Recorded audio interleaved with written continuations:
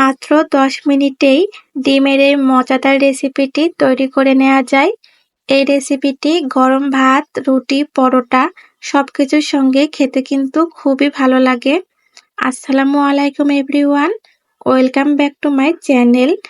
আজ আমি তৈরি করে দেখাবো ডিমের খুবই মজাদার একটি রেসিপি।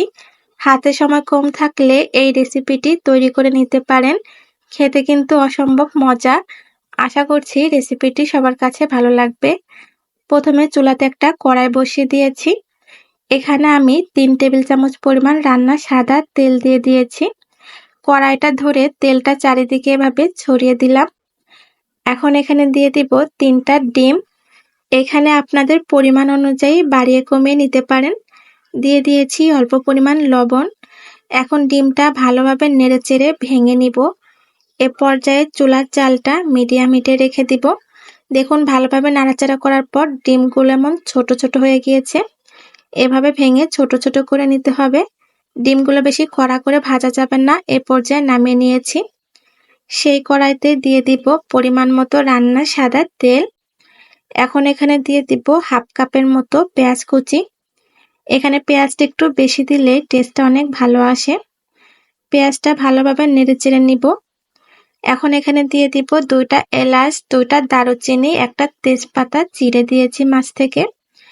এখন সবকিছু ভালোভাবে নেড়েচেড়ে ভেজে নিতে হবে। পেঁয়াজগুলো হালকা বাদামি করে ভেজে নিব। পুরোপুরি বেরেস্তা করে ভাজা লাগবে না, হালকা বাদামি হলেই হবে। ফিরে এসেছি বেশ কিছুক্ষণ পর।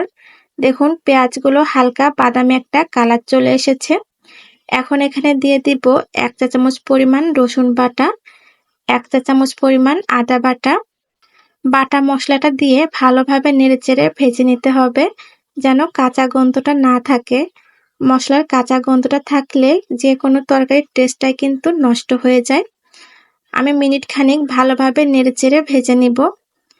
আমি মিনিট খানিক ভালোভাবে ভেজে নিয়েছি। দেখুন মশলাটা কিন্তু ভালোভাবে ভাজা হয়ে গিয়েছে। এখন এখানে দিয়ে দিব হাফ কাপের মতো পানি। পানি দিয়ে মশলার সঙ্গে ভালোভাবে নেড়েচেড়ে মিশিয়ে নিব। সবকিছু ভালোভাবে মিশিয়ে নিয়েছি। এখন এখানে কিছু গুঁড়া মশলা অ্যাড করব। দিয়ে দিব স্বাদ মতো লবণ, 1 চা চামচের মতো হলুদের গুঁড়া, 1 টেবিল চামচ পরিমাণ লাল মরিচের গুঁড়া, 1 চা চামচ পরিমাণ জিরা গুঁড়া। এখন সবকিছু ভালোভাবে নেড়েচেড়ে মশলার সঙ্গে মিশিয়ে নিব। এখন মশলাটা ভালোভাবে কষিয়ে নিতে হবে। এই রান্নাতে মশলাটা যতটা সম্ভব কষিয়ে নেবেন, এতে টেস্টটা ভালো আসবে। দেখুন বেশ কিছুক্ষণ ধরে মশলাটা ভালোভাবে কষিয়ে নিয়েছি, তেল ছেড়ে দিয়েছে। এ পর্যায়ে এখানে দিয়ে দিব 2টা মাঝারি সাইজের টমেটো। টমেটোগুলো আমি কিউব করে কেটে নিয়েছি। টমেটো দিয়ে মশলার সঙ্গে ভালোভাবে নেড়েচেড়ে কিছুক্ষণ ভেজে নিব। এখন এখানে দিয়ে দিব হাফ কাপের মতো পানি। এই পানিটা দিয়েছি এতে করে টমেটোটা ভালোভাবে কষানো হবে। এখন ভালোভাবে নেড়েচেড়ে মিশিয়ে নিব। যেহেতু ডিমটা আগে থেকে ভেজে নেওয়া, এজন্য টমেটোটা একটু কষিয়ে নিতে হবে। এখন ঢাকনা দিয়ে টমেটোটা কিছুক্ষণ কষিয়ে নিব। ফিরে এসেছি কিছুক্ষণ পর। এর মাঝে কয়েকবার ঢাকনা তুলে আমি নেড়ে দিয়েছিলাম। এখন ভালোভাবে নেড়েচেড়ে দিব। টমেটোটা কিন্তু ভালোভাবে কষানো হয়ে গিয়েছে। দেখুন ওপরে তেল ছেড়ে দিয়েছে। এ পর্যায়ে এখানে ভেজে রাখা ডিম দিয়ে দিব। ডিম দিয়ে ভালোভাবে নেড়েচেড়ে মিশিয়ে নিতে হবে। ডিমটা কিন্তু আমি পুরোপুরি লালচে করে ভাজি নাই, হালকা করে ভেজেছি। অবশ্যই হালকা করে ভেজে নেবেন। বেশি কড়া হয়ে গেলে এই রেসিপিটি খেতে ভালো লাগে না। এখন সবকিছু ভালোভাবে মিশিয়ে নিয়েছি। এখন এখানে দিয়ে দিব 1 কাপের মতো পানি। এখানে আমি বেশি পানি দিব না, কারণ ডিমটা ভেজে নিয়েছি আর টমেটোটা কিন্তু আমি আগে থেকেই কষে নিয়েছিলাম। এজন্য অল্প পরিমাণ পানি দিয়েছি। সবকিছু ভালোভাবে নেড়েচেড়ে এখন ঢাকনা দিয়ে রাখবো। ফিরে এসেছি বেশ কিছুক্ষণ পর। ঢাকনা তুলে ভালোভাবে নেড়েচেড়ে দিব। এমন নিত্য নতুন রেসিপি পেতে আমার চ্যানেলটি সাবস্ক্রাইব করে রাখবেন।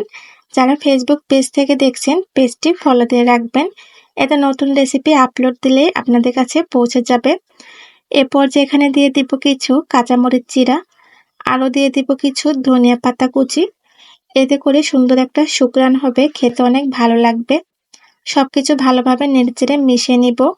আমি আর কিছুক্ষণ জাল করে নিব।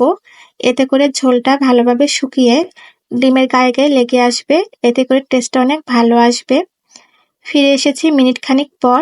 দেখুন ঝোলটা কিন্তু অনেকটাই ঘন হয়ে ডিমের গায়ে গায়ে লেগে এসেছে। এ পর্যায়ে ডিমটা রান্না করা কিন্তু আমার পুরোপুরিভাবে কমপ্লিট। এ পর্যায়ে চুলা থেকে নামিয়ে আমি পরিবেশন করে নিব। তৈরি হয়ে গেল ডিমের খুবই মজাদার রেসিপি। গরম ভাত, রুটি, পরোটা যেকোনো কিছুর সঙ্গে খেতে কিন্তু অসম্ভব মজা। আজকের মতো এ পর্যন্তই। আবারও হাজির হব নতুন কোনো রেসিপি নিয়ে। সবাই ভালো থাকবেন। আল্লাহ হাফেজ।